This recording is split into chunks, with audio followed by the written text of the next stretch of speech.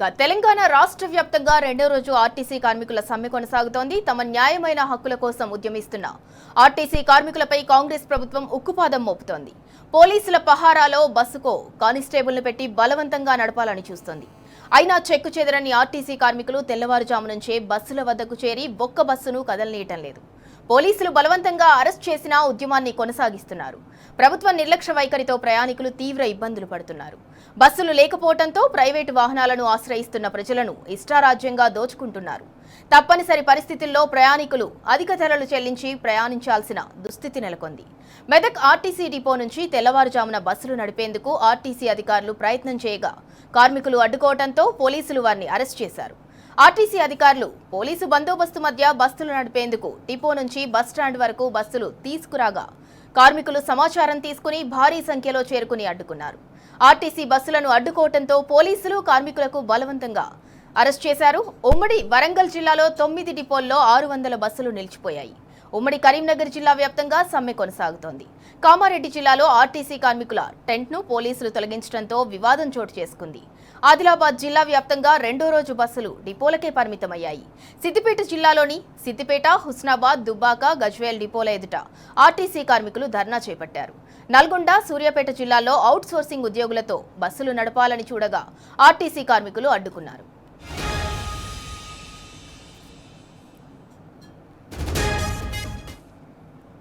ఇక ఇదే అంశానికి సంబంధించి మరింత సమాచారం మా ప్రతినిధి కిరణ్ అందిస్తారు. కిరణ్, ఆర్టీసీ కార్మికుల సమ్మె అయితే రెండో రోజు కూడా కొనసాగుతుంది. మరి ఎక్కడికక్కడ అంటే ప్రభుత్వం అయితే కానిస్టేబుల్స్ ని పెట్టి బస్సులను అయితే డిపోల నుంచి బయటికి తీసుకొచ్చే ప్రయత్నం అయితే చేస్తుంది. బట్ ఇన్ఫర్మేషన్ ఉండటంతో ఆర్టీసీ కార్మికులు అయితే ఎక్కడికక్కడ వెళ్ళి అక్కడైతే అడ్డుకోవడం జరుగుతుంది. వారందరినీ కూడా బలవంతంగా పిఎస్లకు కూడా తరలిస్తున్నారు, టెంట్లు పీకేస్తున్నారు. వాళ్ళు ధర్నాలు చేయకుండా పోలీసులు ఎక్కడికక్కడ అడ్డుకుంటున్నారు. దానికి సంబంధించి పూర్తి డీటెయిల్స్ ఏంటి? ఖచ్చితంగా సింధూర, రాష్ట్ర వ్యాప్తంగా రెండో రోజు ఆర్టీసీ కార్మికుల సమ్మె కొనసాగుతుంది. ఈ నేపథ్యంలోనే పూర్తిగా ఆ సమ్మె కూడా ఉధృతమవుతున్నట్టుగా మనం అర్థం చేసుకోవచ్చు. మొదటి రోజు కొంత పరిస్థితి తక్కువగానే ఉన్నప్పటికీ రెండో రోజు నుంచి కూడా బస్సులన్నీ కూడా డిపోలకి పరిమితమయ్యాయి. మరోవైపు పోలీసుల పహారా మధ్య దాదాపు ఒక్కో డిపో వద్ద దాదాపు 4 నుంచి 5 ఎస్ఐలతో పాటు ఒక సిఐతో పాటు ఒక ఏసీపీని కూడా ఏర్పాటు చేసి కానిస్టేబుల్లను భారీ మొత్తంలో మోహరించి ప్రైవేటు డ్రైవర్లతో ఆర్టీసీ బస్సులని కూడా నడుపుతున్నటువంటి పరిస్థితి కనబడుతుంది. ఎలక్ట్రిక్ బస్సులు కావచ్చు, అంతేకాకుండా అద్దె బస్సులు ఏవైతే ఉన్నాయో వాటి అన్నింటినీ కూడా ప్రైవేట్ డ్రైవర్లతోనే ఆపరేట్ చేస్తా ఉంది. అయితే మరికొన్ని బస్సుల్లో కూడా ఆర్టీసీకి సంబంధించినటువంటి బస్సుల్లో ప్రైవేట్ డ్రైవర్లను ఏర్పాటు చేసి నిపుణులు కానప్పటికీ కూడా అనుభవం లేనటువంటి డ్రైవర్లను తీసుకొచ్చి పూర్తిగా రోడ్లపైకి ఎక్కించడంతో వాళ్ళు కూడా కొంత ప్రమాదాలకు గుర్తిస్తున్నారు. మరికొంతమంది అడ్డగోలుగా ఛార్జీలు వసూలు చేసి కొంత ఆర్టీసీకి ఒక్కొక్క డ్రైవరు అంటే పూర్తి స్థాయిలో కొంతమంది ప్యాసింజర్లను దగ్గర నుంచి కొన్ని డబ్బులు వసూలు చేస్తా ఉన్నారు. మరి కొంతమంది దగ్గరగా వాళ్ళు సొంతంగా జేబులోకి వేసుకుంటున్నటువంటి పరిస్థితి కనబడుతుంది. మరోవైపు తాండూరులో ఈ రోజు ఒక సంఘటన చోటు చేసుకుంది.